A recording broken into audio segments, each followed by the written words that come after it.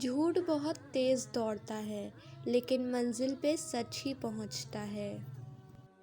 ہمارے چہرے پر ایک زبان اور دو کان یہ پیغام دے رہے ہیں کہ کم بولو اور زیادہ سنو۔ کچھ لوگ اتنا اچھا سبق سکھا دیتے ہیں کہ پھر ساری زندگی کسی اور سے کچھ سیکھنے کی طلب محسوس نہیں ہوتی۔ اللہ رب العزت ہر اس دل کی مدد کرے جو مضبوط ہونے کا دکھاوا کرتا ہے اور سب سے زیادہ ٹوٹا ہوا ہے۔ دشمن پر قابو پالو تو اسے مزید تنگ کرنے کی ضرورت نہیں، کیونکہ دشمن کے لیے اس کی شکست ہی سب سے بڑی سزا ہے۔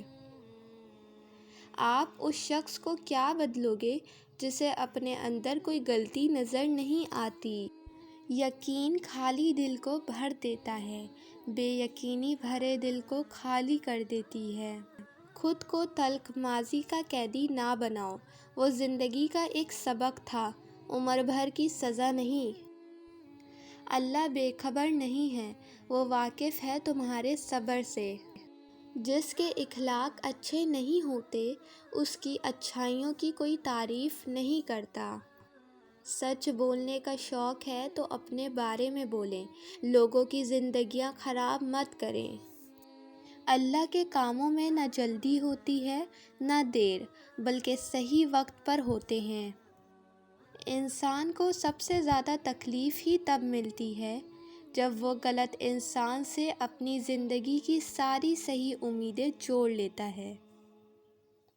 اچھا انسان اس کی بھی عزت کرتا ہے جس سے اسے فائدہ یا مفاد کی توقع نہیں ہوتی۔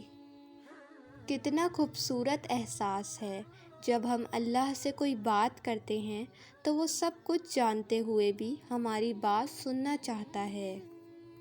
کسی کا حال دیکھ کر کوئی فیصلہ نہ کرنا، کیونکہ ہر ولی کا ایک ماضی اور ہر گنہگار کا ایک مستقبل ہوتا ہے۔ حضرت علی رضی اللہ تعالیٰ عنہ نے فرمایا، کبھی کسی کو دکھ مت دو، کیونکہ معافی مانگ لینے پر بھی دل میں درد باقی رہتا ہے، جس طرح دیوار میں سے کیل نکالنے پر سراغ باقی رہتا ہے۔ جو اللہ کے سوا کسی دوسرے سے نفع پہنچنے کی امید رکھتا ہے، اس کی امیدیں جھوٹی ثابت ہوتی ہیں۔ پرانے غموں پر تازہ آنسو ضائع نہ کرو۔ اللہ سے ہمیشہ اچھا گمان رکھو۔ فقط ایک وہی ذات ہے جو اندھیروں میں دیا جلائے رکھنے پر قادر ہے، بس وہی ہے جو بے چین دلوں کو سکون بخشتا ہے۔ دنیا کے لیے آپ ایک شخص ہیں، لیکن اپنے گھر والوں کے لیے آپ دنیا ہیں۔ اپنا خیال رکھیں۔